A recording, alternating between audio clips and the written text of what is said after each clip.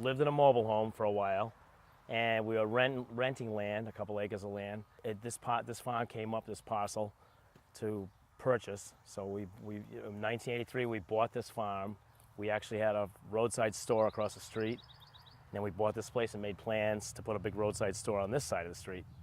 When we first got this farm, I had just gotten pregnant with Daniel, and we've been married almost 38 years now. Well, my oldest son, Daniel, is 33 years old. He was born and has cerebral palsy. I take care of him totally, and he is a true blessing because through all the things that we've gone through, he has given me something to focus on and a reason to get up every day, and he has the most wonderful smile in the world. We have a son, Tom, who's 30 years old, who is a Warwick police officer, and he is, as well, is wonderful. I love all my boys, all four of them. And then we have Greg, who is 28, and Greg has struggled with an awful lot. After his sister passed away, it's been very difficult for him. He suffers from mental illness, and he tries so hard.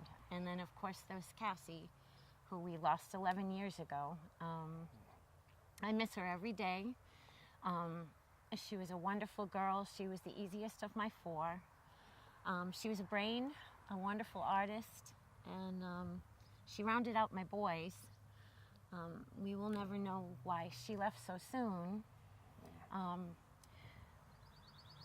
It was really hard when she died because I always looked at everything having my glass half full, and I was scared because I didn't know how to look at life anymore after she left. We just did everything together. We hiked mountains, we went on long bike rides. You know, it really hurt. It really hurt when it happened because it just seemed like my life was over. You know, there wasn't anything else really to fight for, really. It's like she made my life comfortable. I knew I had to pull my family together, and so that's why we started the Rainbow Fund in Cassie's memory. We wanted to reach out and help other people and bring my family together. So we had a purpose and a reason and something that would give us hope. This year we had over 700 people register for the race. So we've increased every year, and this year we raised about $50,000.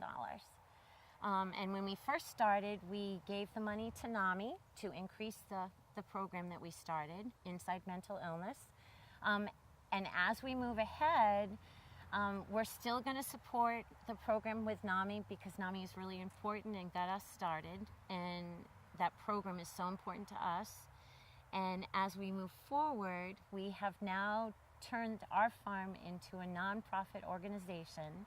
The farm itself, we still have John and Cindy. Eventually, John and Cindy will be no more.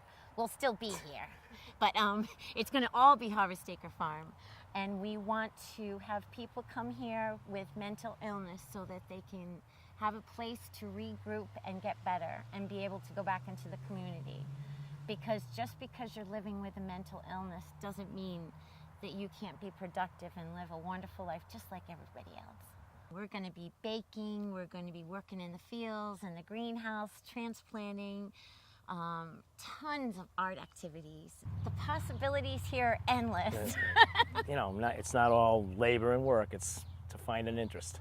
Yeah, because it gives people, once they come here and realize that they can do a variety of things, it's going to build up their confidence so they can go back into the communities and give back to everybody else and help someone else. I want our house turned into a residential home so some people can come here and stay and get the full effect of the farm.